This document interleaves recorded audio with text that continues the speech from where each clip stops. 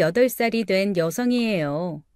사연을 보내주시는 분들이 대부분 인생에 경험이 많으신 분들인데 저는 감히 이 나이에 제가 겪은 사연을 말씀드리고 속이라도 후련하게 풀고 싶어서 용기를 냈답니다. 제가 26살 때 친구가 저에게 어울릴 만한 좋은 사람이 있다며 한 남자를 소개했어요. 저보다 5살이 많은 사람이었어요. 5살이면 나이 차이가 좀 많다는 생각이 들더라고요. 그래도 소개시켜주겠다는 친구의 얼굴을 보아서 그냥 한번 만나보고 오겠다는 생각으로 그 사람을 만나러 나갔답니다. 서재훈이라고 합니다. 말씀 많이 들었습니다. 듣던 대로 정말 미인이시네요. 반갑습니다. 여자들에게 쥐약이 빈소리인 것이 뻔해도 바로 예쁘다는 말이죠. 친구가 소개한 이 남자가 제가 약속 장소에 도착하자 자리에서 일어나더니 아주 정중하게 제게 인사를 건네는 것이었어요. 인사의 내용으로 보아 충분히 느끼할 만했지만 결코 그렇지 않았답니다. 영화 속의 남자 주인공 같은 부드럽고 전혀 기름기 없는 목소리였어요.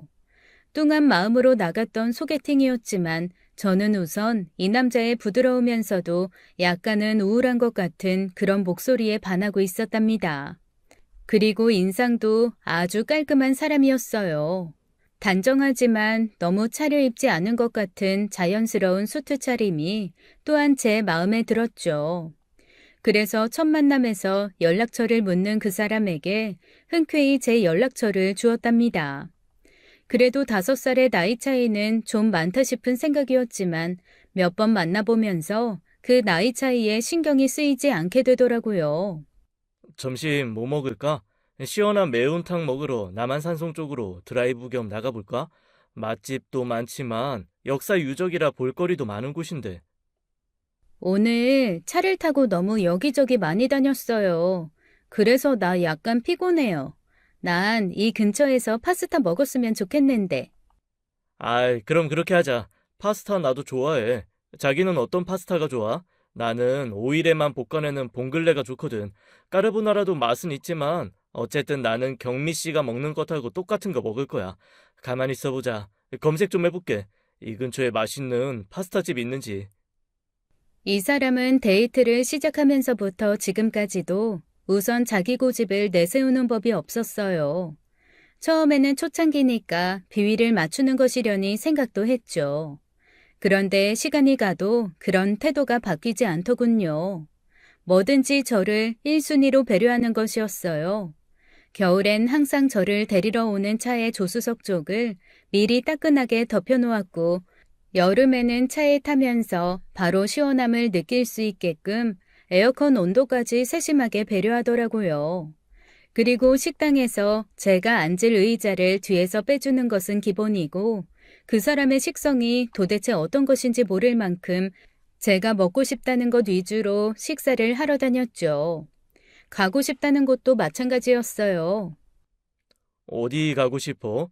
조용히 로맨틱 코미디 영화 보러 갈까? 아니면 신나게 놀 수 있는 놀이공원 갈까?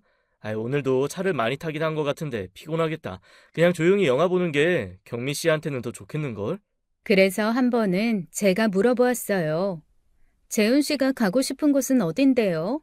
재훈 씨가 가고 싶은 곳으로 가요. 나는 도대체 재훈 씨가 뭘 좋아하는지, 뭘 잘 먹는지 지금까지도 잘 모르겠다니까요.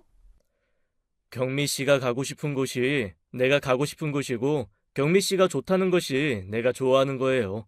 경미 씨가 잘 먹는 것이면 나한테도 맛있고요.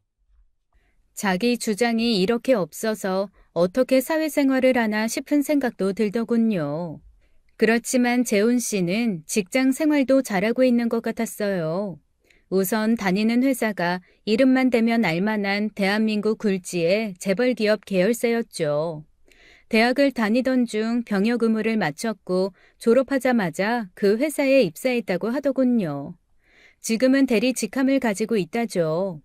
나이로 보아 정상적으로 승진을 해왔다는 생각이었어요.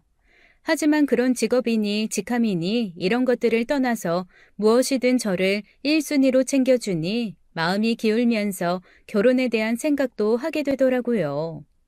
재훈 씨가 먼저 제게 프로포즈를 했죠. 프로포즈도 아주 낭만적이었어요. 홍대 앞에 있는 소극장 하나를 온통 빌렸더라고요.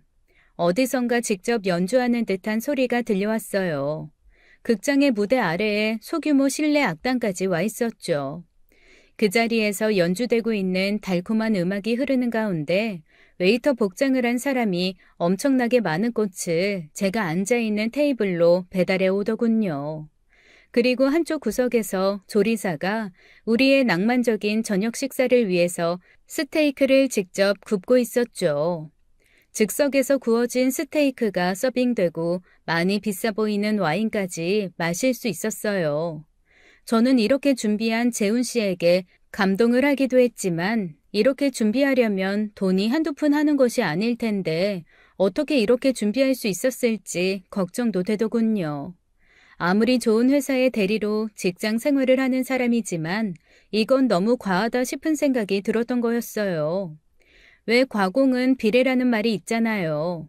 너무 과하게 공을 들이게 되면 상대방이 부담스럽고 그래서 예의에 어긋나게 된다는 뜻의 말이죠.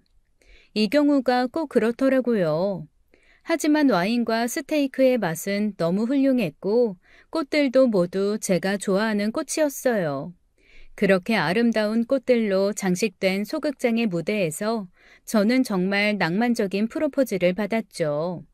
정말 간사한 것이 사람의 마음이라고 처음에는 부담스러웠던 제 마음이 친구들 중에 이런 프로포즈 받은 사람은 아무도 없을걸 하는 마음으로 바뀌고 있었어요. 제 마음을 매일 변하는 저 달에 맹세하지 않겠습니다. 달이 권해곤 제 마음에 비하면 다들 변하는 것들입니다. 그런 제 마음속에 오직 한 사람, 당신과 결혼하고 싶습니다. 이런 프로포즈의 말이 마치 한편의 시처럼 생각되었어요. 저는 그 프로포즈를 받아들였고, 그래서 우리는 피차간에 나이도 있는 만큼 이제는 결혼을 전제로 서로를 만나고 있었죠. 그런데 소극장까지 빌려서 얼른 생각하기에도 엄청나게 많은 돈을 들였다 싶은 프로포즈를 했고, 거기다가 타고 다니는 차는 BMW 3 시리즈였어요. 이젠 그냥 사람을 파악해 보자는 단계가 아니라 결혼을 전제로 사귀는 입장이었기에 집안 형편에 대해서 구체적으로 이야기를 들은 바는 없지만 걱정이 되더라고요. 왜냐하면 저희 집은 그야말로 평범 그 자체인 집안이었거든요. 우리 엄마가 콩나물값 100원, 200원 깎고 덜 먹고 아껴 입어서 모은 돈으로 분당 신도시에 빚 없이 아파트를 분양받게 되었죠. 그렇게 그 집에서 제가 지금의 나이가 되도록 살고 있었어요. 엄마는 우리 집이 생긴 후에도 알뜰살뜰 살림을 꾸리셨죠. 그래서 평범한 집안에서 가지고 있을 만한 적금과 그 밖에 저축 약간을 가지고 있는 정도였어요. 그러니 남편 될 사람의 집안에 대해서 궁금하지 않을 수 없었고 또 우리 집하고 너무 차이가 나면 어쩌나 싶은 생각도 들었죠. 예비 남편은 성남에서 살고 있다고 했어요. 그런데 하루는 전화를 해보니 목소리가 정상이 아니더라고요. 나 아파 죽을 것 같아. 열이 심하고 편도선이 부어서 음식도 못 삼키겠어. 경미 씨 얼굴이라도 보면 살 것 같아. 와줄 수 있겠어요? 예비 남편이 감기 몸살에 걸린 것이었죠. 이 감기 몸살이 유행인 지 얼마 전에 우리 엄마도 앓으신 적이 있었거든요. 그때 엄마 대신 제가 살림을 할 만큼 증세가 심한 감기 몸살이었어요. 그런데 이 와중에 예비 남편은 집에 혼자 있다는 것이었죠. 부모님께서 며칠 전에 해외여행을 떠나셨다는 것이었어요. 저는 인터넷에서 레시피를 검색해서 정성스럽게 죽을 쑤었습니다. 그것이 식지 않도록 보온병에 넣고 몇 겹을 싸서는 예비 남편의 집에 찾아갔죠. 가르쳐주는 주소대로 찾아가 보니 예비 남편의 집은 45평쯤 되는 큰 아파트더라고요. 죽을 그릇에 담아 먹게끔 해주고 집안을 둘러보았어요. 시부모님이 워낙 여행 다니기를 좋아하신다고 하더군요. 그런 시부모님 덕에 집안에는 온갖 나라에서 사온 것처럼 보이는 기념품들이 즐비했어요.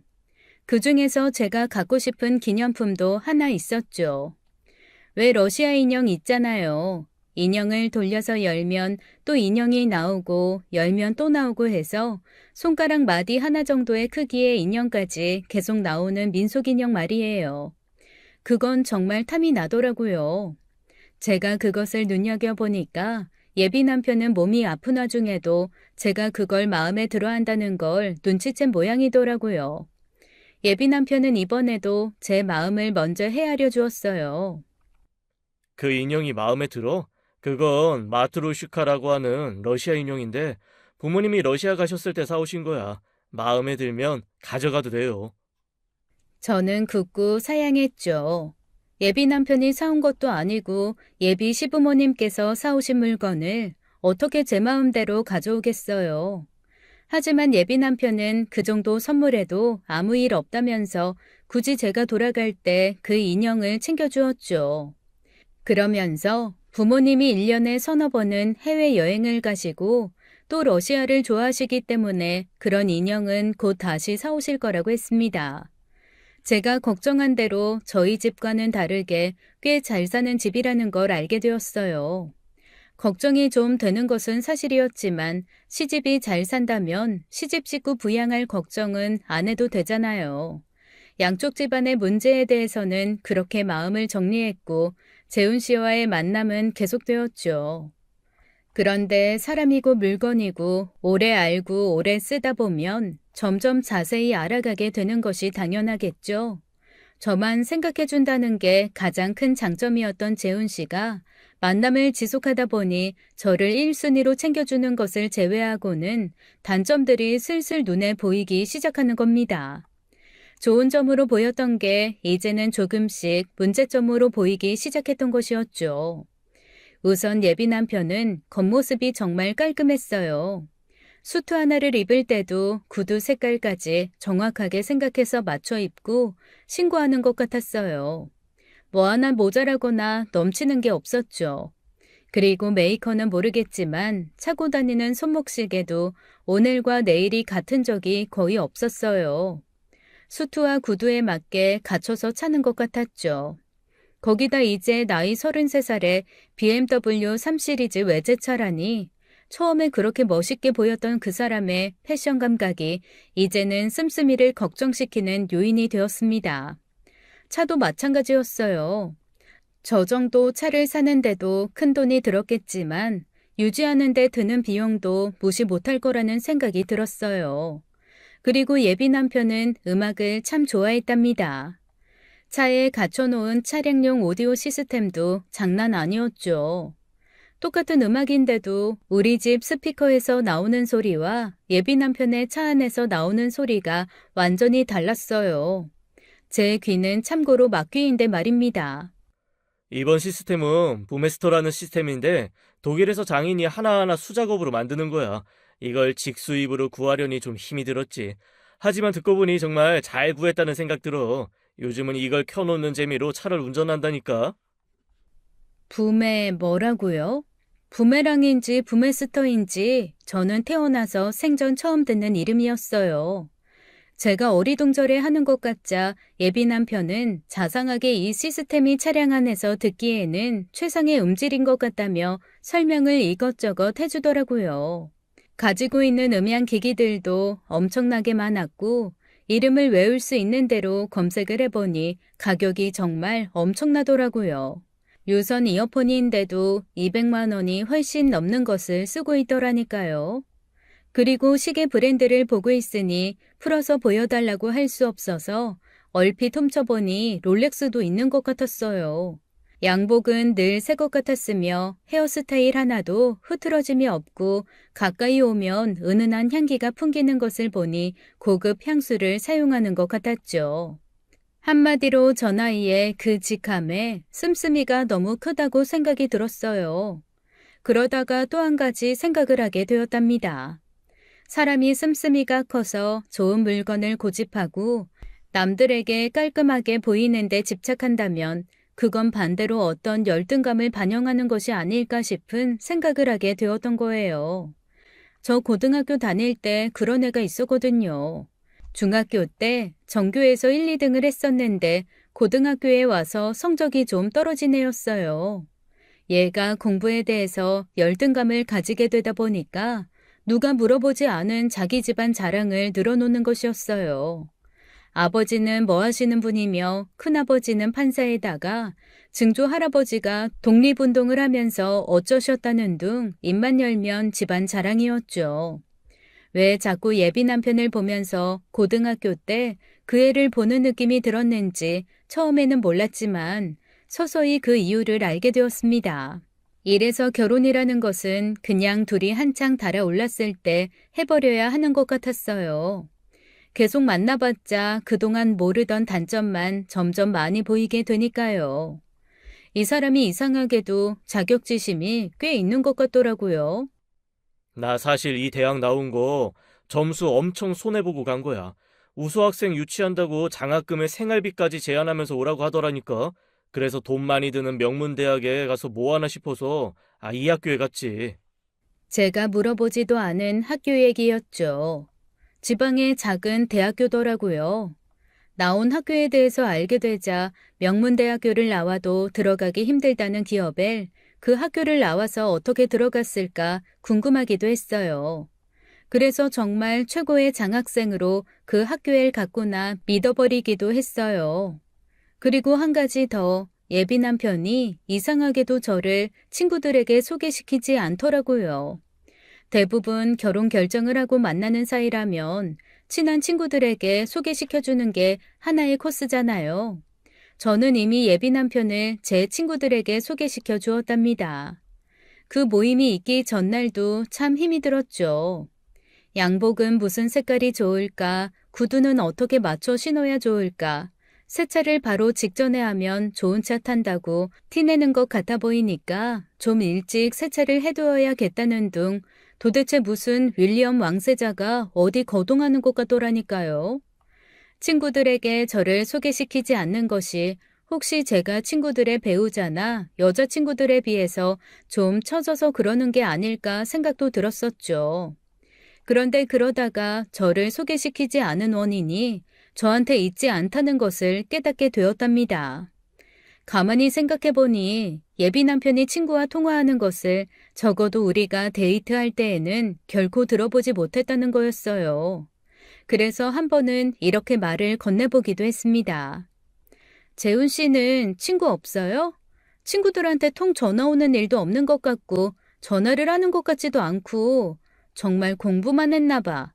아무리 그래도 친구들하고도 좀 어울렸어야죠. 그래도 친한 친구 한둘은 있을 테니 인사시켜줘요. 사실 나는 원래 그 대학에 갈 사람이 아니었잖아. 서울의 명문대에 갈 사람이었지. 그러다 보니 차원이 다른 사람들하고 어울리기가 좀 힘이 들더라고. 그래서 대학교 동창들하고는 거의 안 만나는 편이야. 그럼 고등학교나 중학교 때 친한 친구라도 있을 것 아니냐며 물어보니까 모였다 하면 포커판이나 버리고 담배 냄새도 싫고 자기는 그냥 조용히 음악 감상하고 책 읽고 하는 게 좋아서 그 친구들하고도 안 만난다고 하더라고요. 그리고 고교 동창 모임에는 자기보다도 공부를 못했는데 명문대학에 갔다고 잘난 체 하는 친구들 보기 싫어서도 안 간다나요? 그런데 제 생각에 이런 예비 남편의 태도가 모두 자격지심으로 보였어요. 시간이 지날수록 열등감으로 똘똘 뭉친 것 같아 보였죠. 그 열등감을 사귀기 위해 자신을 돋보이게 하는 고급 아이템에 열중하는 것 같았고요. 그 중에서도 타고 다니는 차에 대해서는 애착이 더 큰 것 같더라고요. 다니는 기업이 우리나라에서 연봉이 5위 안에 든다는 회사라니까 외제차를 끌고 다니나 보다 했지만 그래도 그렇지 그 나이에 그 정도 가격의 외제차라니 지나친 사치라고 생각되더라고요. 기회를 보아 준중형 국산차 정도로도 충분하지 않겠느냐며 그 유지비를 아껴서 저축을 하는 게 낫지 않겠느냐고 조심스럽게 말을 붙여보았어요. 그런데 차에 대한 생각이 저하고는 완전히 다르더라고요. 저는 차는 그냥 문제없이 굴러다니면서 목적지에 갈 수 있기만 하면 충분하다고 생각하고 있었어요. 그런데 예비 남편의 의견은 달랐습니다. 차는 그것을 몰고 다니는 사람의 품격을 말해주는 것이라나요? 그러면서 자신이 다니는 회사에는 집안이 좋은 동료들도 많아서 비슷한 나이의 외제차를 몰고 다니는 사람이 많다는 거였어요. 차 문제에 대해서는 좀 완고하게 보였기에 저는 그냥 차를 좋아하는 성향이 강한가 보다 하고 넘기기로 했습니다. 그리고 또 결정적으로 제가 예비 남편이 마음에 들지 않았던 점은 바로 만만해 보이는 사람한테는 한없이 하대를 하고 조금이라도 자기보다 괜찮아 보이는 사람이다 싶으면 90도로 고개를 숙이고 들어간다는 점이었어요. 여기 슈퍼 루스칸 몇 년산이지? 내가 와인에 좀 까다로워서 말이야. 3분 내로 알아다가 말해. 몇 년산인지에 따라서 여기서 주문하거나 나가거나 할 테니까. 나 음식 주문할 때 시간 끄는 거 좋아하는 사람 아니야. 웨이터는 적어도 예비 남편보다 10살은 많아 보이는 사람이었어요. 그리고 품격 있는 레스토랑에 오래 근무한 품위가 느껴지는 사람이었죠. 그런데 예비 남편은 아주 당연하다는 듯이 반말을 하더군요. 저는 이때 솔직히 좀 많이 놀랐어요. 그리고 곧이어 웨이터가 돌아와서 정중하게 지금 보유하고 있는 슈퍼 투스칸인지 뭔지 아는 와인이 없다고 하니까 아, 내가 올 만한 레스토랑이 아니었네. 오늘로 여기는 그만 와야겠어. 라고 또 반말로 말하고는 미안해서 얼굴이 좀 달아오른 저를 데리고 바로 나와버리더라고요. 그리고 어느 백화점에서 쇼핑을 하고 나서 백화점을 빠져나가기 위해 주차장 안을 팔짱 끼고 걷던 어느 날이었어요. 야, 너 혹시 재훈이 아니냐? 나 몰라? 초등학교 때 같이 축구 차던 진수야. 너 초등학교 때 모습이 그냥 있네. 우리 집이 이사를 멀리 가긴 했지만 집안끼리도 친했었잖아. 그리고 곧이어 바로 근처에 있던 차량 문이 열리면서 품이 있는 노신사 한 분이 내리더라고요. 그런데 그 차를 보고 저는 깜짝 놀랐답니다. 엊그제 뉴스에서 보았던 국내 수입차 중에서는 가장 비싼 모델이라는 차였어요. 롤스로이스 팬텀 모델이라는 차였죠. 가격이 거의 8억에 가까운 차라고 뉴스에서 들었었어요. 8억이면 웬만한 집값 수준이잖아요.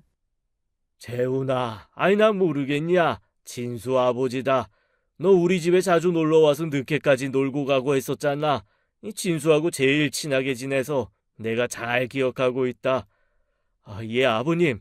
당연히 잘 기억하고 있습니다. 그때 친절하게 공부도 가르쳐 주시고 맛있는 것도 많이 챙겨 주시던 그 배려가 그대로 기억납니다. 지금이라도 감사의 말씀 드리고 싶습니다. 예비 남편의 허리가 거의 자동적으로 90도로 꺾이더라고요. 악수를 청하는 그 노신사의 손을 얼굴도 쳐다보지 않은 채 두 손으로 황송하다는 듯 잡더라니까요.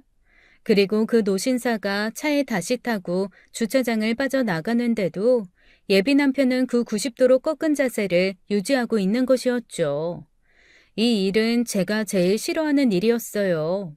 약한 사람한테는 강하고 강한 사람한테는 약한 것 말이에요. 그런데 예비 남편에게서 그런 모습을 보게 되었던 것이었죠.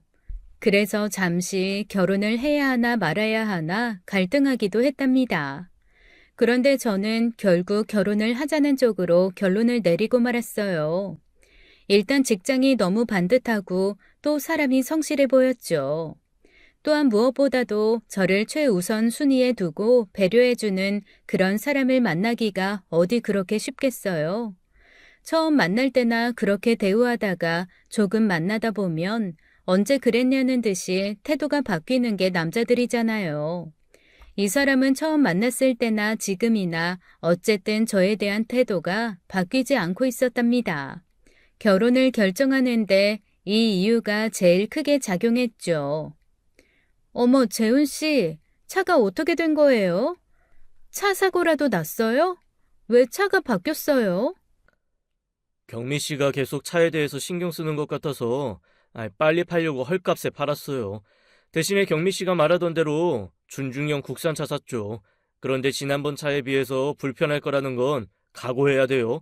경미 씨가 원하는 일이라 이렇게 한 거니까 그런 각오는 되어 있죠? 심지어 제가 차에 대해서 계속 문제를 제기하니까 그렇게도 차에 애착을 보이던 사람이 차를 팔고 준중형 국산차로 갈아탔다는 것이었죠.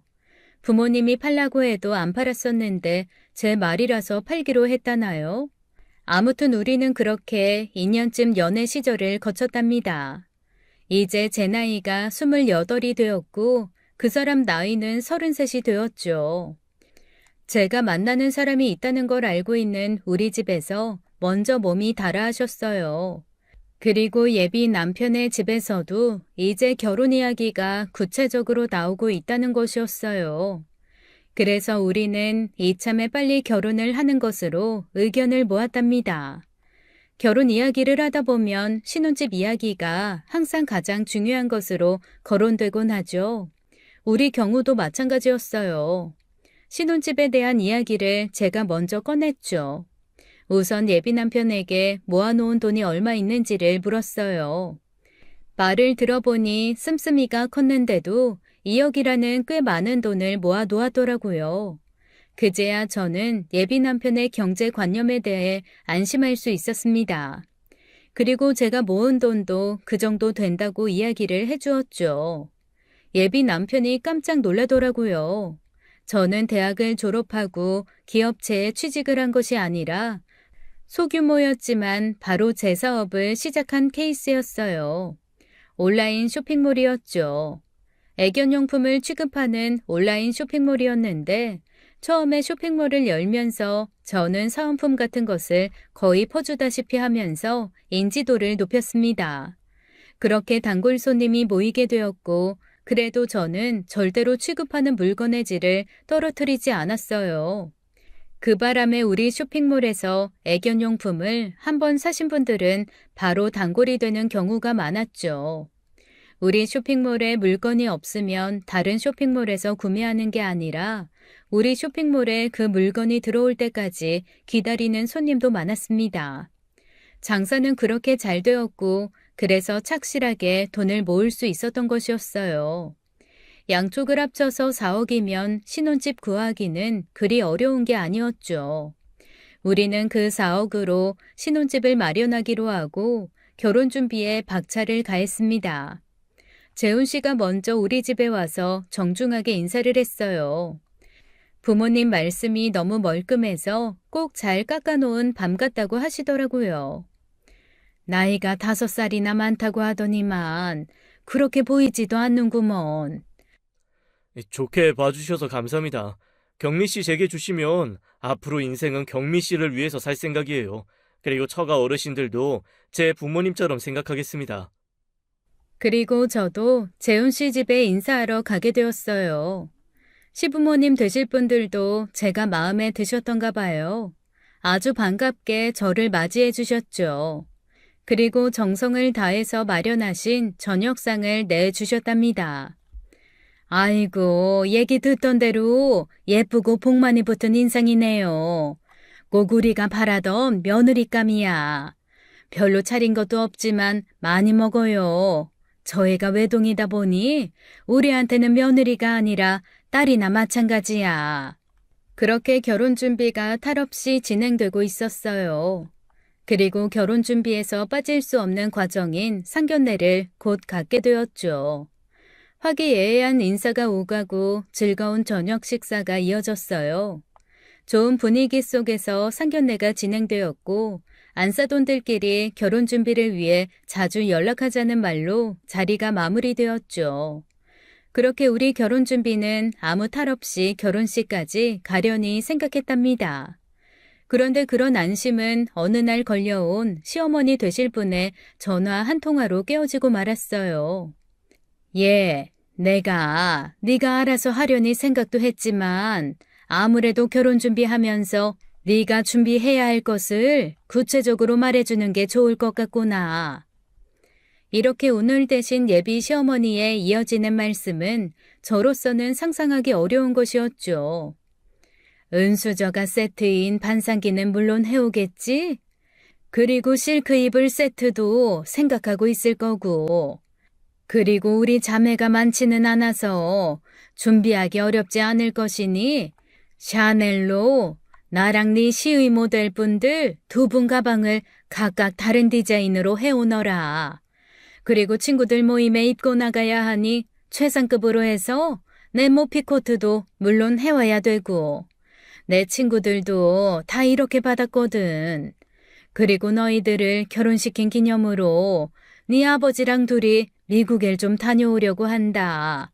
그러니까 둘이 같이 갈 수 있는 미국 여행권도 준비해주면 좋겠구나.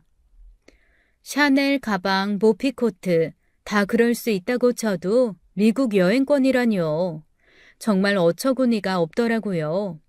무슨 아들 하나 장가들이면서 한미천 마련하려는 사람 같더라니까요. 저는 정말 마음이 많이 상했죠. 엄마, 세상에, 두 분 미국 여행권까지 해오래요. 이게 말이 돼요? 제가 무슨 결함 있는 채로 그 집에 시집 가는 것도 아니잖아요. 아무래도 다시 생각해 봐야 될 것 같아요. 예, 뭘 그만한 일로 다시 생각을 하니. 설마 아니 네 시어머니 되실 분이 그걸 정말 다 받으시겠다고 말씀하신 거겠니? 그냥 그 정도 맞춰 해오너라 하신 거겠지. 잘 키운 외동아들이니 남부럽지 않게 받고 결혼시키고 싶으셔서 그러실 거야. 내가 말씀하시는 대로 다는 못해도 부족하지 않게 준비는 해주마. 그러니 마음 풀어. 엄마는 제게 마음을 풀라고 말씀하셨지만 당연한 듯 과다한 예단을 요구하시던 시어머니의 그 말씀도 잊혀지지 않았고 마음도 풀리지 않더라고요. 솔직히 이래저래 시댁이 점점 마음에 들지 않았답니다. 하지만 친정엄마의 말씀도 있고 또 이 나이에 결혼을 결정했다가 갑자기 파혼하는 일도 우스운 일이었기에 최선을 다해서 결혼 준비를 하기로 마음을 다져 먹었어요. 그렇게 며칠이 지나서 어느 정도 마음이 진정되자 친구들에게 아직 소식을 전하지 못했다는 데에 생각이 미치게 되었죠. 시어머니의 그 예단 소리에 놀라서 그만 할 일을 못하고 있었던 것이었답니다. 그래서 최대한 빠르게 친구들을 불러 모으기로 작정을 하고 여기저기 연락을 돌렸어요. 축하한다, 경미야. 슬슬 너한테서 소식 올 거라는 생각은 했어. 내가 소개한 거니까 나 옷 한 벌 해주는 거 맞지? 그럼 옷 해줘야지. 옷 맞추러 되도록 빨리 가자. 그래야 그 옷 입고 결혼식 오지. 네 남편 될 사람 뭐 한다고 했었지? 회사 다닌다고 했었지 아마? 땡땡물산 알지? 거기 본사 인사부서 쪽에 정규직 대리야. 이제 대리니까 앞으로 갈 길이 멀지 뭐. 어머, 이거 정말 기막힌 우연이다. 우리 오빠가 그 부서에 과장으로 있어. 어머, 어떻게 이런 일이 다 있니? 우리 남편 될 사람 이름이 서재훈이야. 네 오빠한테 말해서 잘 좀 봐달라고 부탁해줘. 너랑 나랑 고등학교 때부터 친한 사이라는 말도 꼭 좀 해주고. 제 결혼 문제로 급하게 모이게 되었지만 즐거운 분위기 속에서 모임이 끝나고 헤어졌죠. 그런데 다음 날 바로 그 예비 남편이 있는 부서에 자기 오빠가 과장이라고 하던 친구에게서 전화가 온 것이었어요. 경미야, 네 남편 될 사람 정말 그 부서 대리가 맞니? 내가 들은 얘기랑 너무 달라서 전화할까 말까 하다가 전화한 거야. 친구가 그러면서 설명해 주기를 오빠의 확인에 의하면 예비 남편은 직함이 대리도 아니며 정규직도 아니고 그저 계약직 직원이라는 것이었어요. 정말로 상상도 못하던 말에 저는 기절할 만큼 놀랐죠. 그리고 친정엄마한테도 이 얘기를 하지 못한 채로 끙끙 마음앓이를 했답니다. 그렇게 심란할 수가 없었어요. 정규직이 아닌 것이 부끄러워서 속인 걸까 싶은 생각도 했답니다. 그러나 곧 이상하다는 생각이 들었어요. 정규직이 아니라 계약직이라면 연봉 수준이 정규직에 비해서 매우 낮을 텐데 그렇게 씀씀이가 큰데 어떻게 2억을 모을 수 있었는지 말이에요. 군대 갔다 오고 졸업하고 나서 회사를 다닌 것이 4년 정도인데 계약직으로 어떻게 2억을 저축할 수 있었겠어요. 어쨌든 저는 마음 썩이지 말고 눈으로 확인을 해보자 생각했습니다. 다음 날 저는 제 통장을 들고 예비 남편을 만나러 나갔어요. 여기 내 통장이에요. 그동안 쇼핑몰 하면서 저축해둔 돈 2억이에요. 합쳐서 집 보러 다니게 재훈 씨 것도 보여주세요. 아예 찾아서 어른들한테 맡기든가요. 저는 예비 남편 앞에 당당하게 예금 통장을 내밀었어요. 나는 그게, 아, 통장이 아니라 인터넷으로만 거래를 해서 보여줄 종이 통장은 없어. 그럼 전화기에 뱅킹 프로그램을 설치해서 인터넷으로라도 보자고 했죠. 그런데 예비 남편은 그것도 못하겠다는 것이었어요. 그리고 계속 말도 안 되는 이유를 대면서 돈을 보여주지 못하는 것이었죠. 그리고 재훈 씨, 왜 정규직이라고 나를 속였어요? 내가 재훈 씨가 정규직 직원이라고 해서 만나는 게 아니었다고요. 지금 우리나라에 계약직 직원이 얼마나 많은데 그걸 가지고 나를 속였냐는 거죠. 계약직이라는 게 화가 나는 게 아니고 날 속인 게 화가 난다는 거예요. 내 말 알아듣겠어요? 처음에 경미 씨를 만났을 때 정말 마음에 들었어. 그래서 정규직이라고 거짓말을 했고, 그게 지금까지 그냥 왔던 거야. 처음부터 속일 생각은 없었어. 정말 미안해. 저는 그렇다면 2억을 저축했다는 것도 거짓말이냐고 따져 물었어요. 예비 남편이 곧 또 고백을 하더군요. 미안해. 경미 씨가 실망할까 봐서 2억을 저축했다고 했는데, 사실 저축은 5천만 원 뿐이야. 이것도 나쁜 마음 먹고 속인 거 아니야. 정말 경미 씨를 놓치고 싶지 않아서 그런 거야. 이해해줘. 이것도 거짓말, 저것도 거짓말. 도대체 자기 이름은 정말로 됐는지 그것도 걱정이더라니까요. 정말 예비 남편에 대한 실망이 이만저만이 아니었죠. 생각할 시간을 좀 갖는 게 좋겠어요. 난 지금 어쨌든 재훈 씨 거짓말에 충격을 많이 받았고 그걸 달래기 위해서라도 시간이 좀 필요할 것 같네요. 먼저 가볼게요. 그렇게 커피 전문점에 예비 남편을 남겨놓고 저는 그냥 휙 나오고 말았어요. 그런데 다음 날 예기치 않게 예비 시어머니에게서 전화가 왔더라고요. 만나서 이야기하자는 것이었어요. 지금 이 마음 상태에서 예비 시어머니를 만난다는 게 정말 내키지 않았지만 그래도 어른이 부르시니 안 가볼 수가 없었죠. 가보니 의외로 예비 시어머니와 예비 남편이 같이 있더라고요. 얘 아가, 아들한테서 너한테 거짓말 했다는 얘기 다 들었다. 얼마나 놀랐겠니? 내가 다 미안하구나. 마음 풀어라. 얘가 네가 너무 마음에 들어서 꼭 잡고 싶어서 그랬다는구나. 그러고는 예비 남편에게 따끔하게 말씀하시더라고요. 너 내 아들이 맞는 거니? 내가 널 그렇게 안 키웠는데 상대방 아가씨가 마음에 들수록 네 상태를 정직하게 얘기했었어야지. 이게 무슨 말도 안 되는 짓이란 말이야. 내 지금은 이 정도로 말해둔다만 이따가 아버지 오시면 더 얘기하자꾸나. 그러면서 예비 시어머니는 저를 계속 다독이며 달래시는 거였어요. 그리고 생각할 시간을 갖자고 했다는 얘기도 들었다며 당신이 해결책을 제시하겠으니 결혼 준비를 예정대로 하자고 하시는 것이었죠. 우리 아들이 모아놓은 돈이 적으니 네가 모아놓은 돈을 합쳐도 살만한 집을 마련하기는 쉽지 않을 거다. 그런데 우리 아파트가 넓지 않니? 우리 집에 들어와서 신혼살림 시작하려무나. 네 아버지랑 나 둘은 방 한 칸이면 충분하니 나머지 방은 모두 너희 둘이 쓰면 될 것 아니겠니? 어머니, 죄송하지만 그 말씀은 전혀 계획에 없던 것이어서요. 어머님 어렵게 제안해 주셨는데 제가 받아들이지 못할 것 같네요. 죄송합니다. 그렇게 단칼에 자르지 말고 긍정적인 쪽으로 생각을 좀 해보자꾸나. 너더러 평생 우리하고 같이 살자는 얘기 아니야. 네 아버지랑 나는 몇 년만 지나면 낙향을 할 생각이다. 그러니 그때까지만 우리하고 같이 살고 그 이후에 집을 네 남편에게 주면 될 것 아니겠니? 예비 시어머니는 이렇게 제안하시면서 또 제가 이해하지 못할 말씀을 덧붙이시는 거였어요.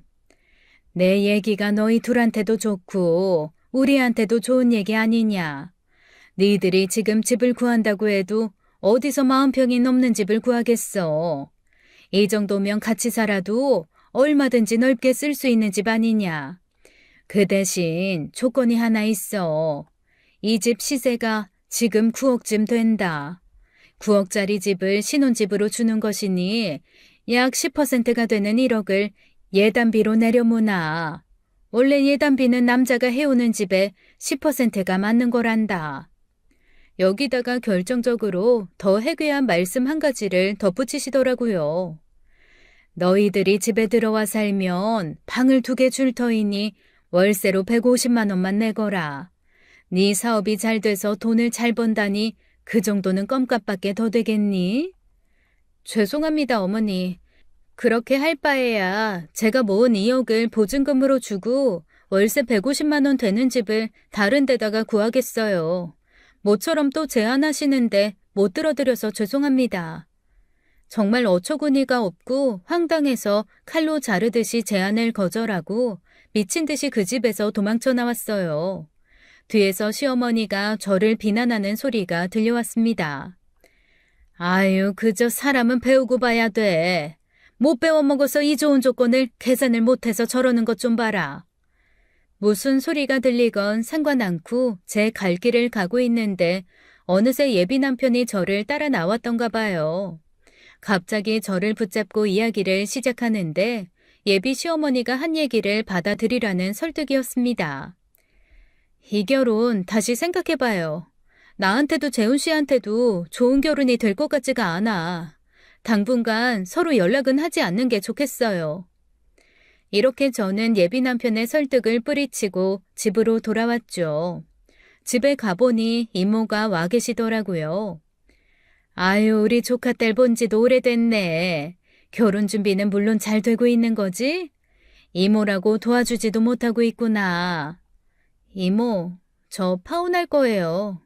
그럴 만한 이유가 있어서 그래요. 절대로 경솔하게 결정한 거 아니니까 엄마도 이모도 이해해 주시길 바래요. 엄마와 이모 모두 정말 많이 놀라신 것 같더라고요. 저는 갑자기 서름이 복받쳐서 울먹거리며 그동안 시댁과의 사이에 있었던 일을 다 얘기했습니다. 엄마와 이모도 저처럼 어이가 없는 모양이셨어요. 그 네 시집이 있다는 동네가 어디니? 내가 시세를 좀 자세히 조사해 보려고 그래. 이모는 마침 성남에서 부동산 중개업을 하고 계셨어요. 제가 성남에 있는 그 사람이 사는 아파트 이름을 말씀드렸죠. 그러면서 그 집이 9억이니 예단비로 약 10%에 해당하는 1억을 내놓으라고 했다는 말씀도 같이 해드렸습니다. 말씀을 드리면서도 또 황당하더라고요. 이야기를 들은 이모는 우선 그 집 시세가 9억은 아니라고 하시더라고요. 7억에도 잘 거래가 안 된다는 것이었어요.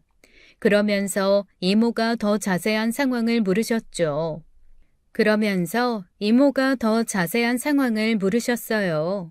같은 아파트라도 동과 층에 따라서 가격이 달라진다고 하시면서 자세한 동호수를 물어보시는 거였습니다. 제가 동호수를 말씀드리자 이모는 놀란 표정을 지으시더니 이어서 갑자기 웃기 시작하시더라고요. 내가 파혼한다는 게 이모한테는 그렇게 웃긴 일이에요? 난 지금 일생일대의 위기에 와 있는 거라고요. 아유, 경미야, 미안하다. 내가 그만 웃음이 갑자기 터져버려서 말이야. 어떻게 내가 조카 딸 파혼한다는 얘기에 웃을 수가 있겠니? 그러면서 이모가 계속 하시는 말씀인즉 놀랍게도 그 집을 중개해준 사람이 이모였다는 것이었어요. 그리고 더 놀라운 사실 하나는 그 집을 시댁에서 산 것이 아니라는 것이었죠. 집의 소유자는 따로 있고 시댁은 세입자 입장에서 이모 사무실에서 임대차 계약서를 썼다는 것이었어요. 즉 시댁이 그 집에 새들어 살고 있다는 결론이었죠. 이모는 시댁이 보증금 5천만 원에 월 200만 원의 월세를 내고 살고 있다고 자세한 이야기까지 해주시더라고요. 이제는 어처구니 없는 상태를 지나서 정말 화가 많이 났어요. 세상에 월 200의 월세로 살면서 저한테 150을 내라고요? 그리고 보증금 5천만 원이라는 것도 감쪽같이 속이고 9억짜리 집을 주는 것이라며 예단비 1억을 내라고요? 이건 완전히 사기 집단이었어요. 저는 우리 엄마 아버지 그리고 형제들에게 정식으로 파혼하겠다고 선언했습니다. 그 다음에 남편이 될 뻔한 사람에게 파혼 통보를 했죠. 경미 씨, 제발 이러지 마. 내가 그렇게까지 행동을 했던 게 다 경미 씨가 너무 좋아서였다고 했잖아. 이렇게 돌아서 버리면 나는 어떻게 살라고. 내 마음 정말 진지하고 순수해. 그걸 생각해서 제발 이러지 말아줘. 재훈 씨가 울면서 제게 매달리더라고요. 그러나 제 마음속에서는 어떤 동정의 기미도 일지 않았어요. 그저 뻔뻔한 사람으로밖에 보이지 않았죠. 화가 난 것은 저뿐만이 아니었어요. 친정엄마도 화가 머리끝까지 치솟으셨던 것 같더라고요. 엄마나 저나 어떻게든 당한 만큼 되돌려주고 싶은 마음이었어요. 그리고 그 기회가 찾아왔습니다. 며칠 후에 이모가 그 집에 대한 임대차 관계가 곧 종료될 시점이라는 사실을 알려주셨어요. 그래서 저와 친정엄마는 그 임대차 계약이 종료되는 날 이모네 부동산 사무실로 가서 망신을 시켜버릴 방법을 의논했답니다. 그리고 임대차 재계약이 있을 그 날짜에 정말로 저와 친정엄마는 좋은 집을 보러 다니는 사람처럼 좀 부티나게 차려입고 이모네 사무실로 향했어요. 사무실로 들어서는 저와 엄마를 보고 예비 시어머니 될 뻔했던 분이 크게 놀라더라고요. 친정엄마와 저는 이 부동산 중개사 사무실 사장이 이모라는 사실을 숨기고 그냥 집 좀 보러 왔다고 했어요. 그리고 우리는 빈 소파에 자리를 잡고 앉았죠. 슬쩍 넘겨다 보니 월세 재계약이 진행되는 것 같더군요. 엄마와 저는 몰래 그쪽을 훔쳐보며 재계약 장면을 구경했어요. 한눈에 보기에도 시어머니 될 뻔했던 분이 안절부절하고 있더라고요. 아마도 월세집이라는 게 들통날까봐 그러는 것이었겠죠. 월세 계약 다시. 이모가 단지 세 단어밖에 말을 안 했는데 시어머니 될 뻔했던 분이 이야기를 급히 끊더군요. 아유, 왜 이렇게 오늘은 정신이 안 나나 몰라. 사장님, 죄송하지만 얼음 동동 띄운 커피 한 잔만 좀 주세요. 어제 저녁 잠을 설쳤더니만 정신이 없네요. 이모가 커피를 가져다 주고 다시 계약을 진행하려 했어요. 아이고 배야, 뭘 잘못 먹었나 몰라. 사실 아까부터 속이 안 좋았었는데 찬 커피를 마셨더니 배가 아주 많이 아프네요. 화장실 좀 다녀와서 얘기해요. 이모도 우리 엄마도 그리고 저도 그 상황이 정말 재미있더군요. 그래서 되도록 월세에 대한 이야기를 일부러 만들어서 했죠. 우리가 한 40평 되는 아파트를 월세로 계약하려고 하는데요. 보증금을 얼마 정도 생각해야 할까요? 내가 알기로는 보증금 5천만 원에 월세 200 정도에 이 동네에 살고 있는 집이 있어요. 우리도 그 정도로 알면 되겠죠?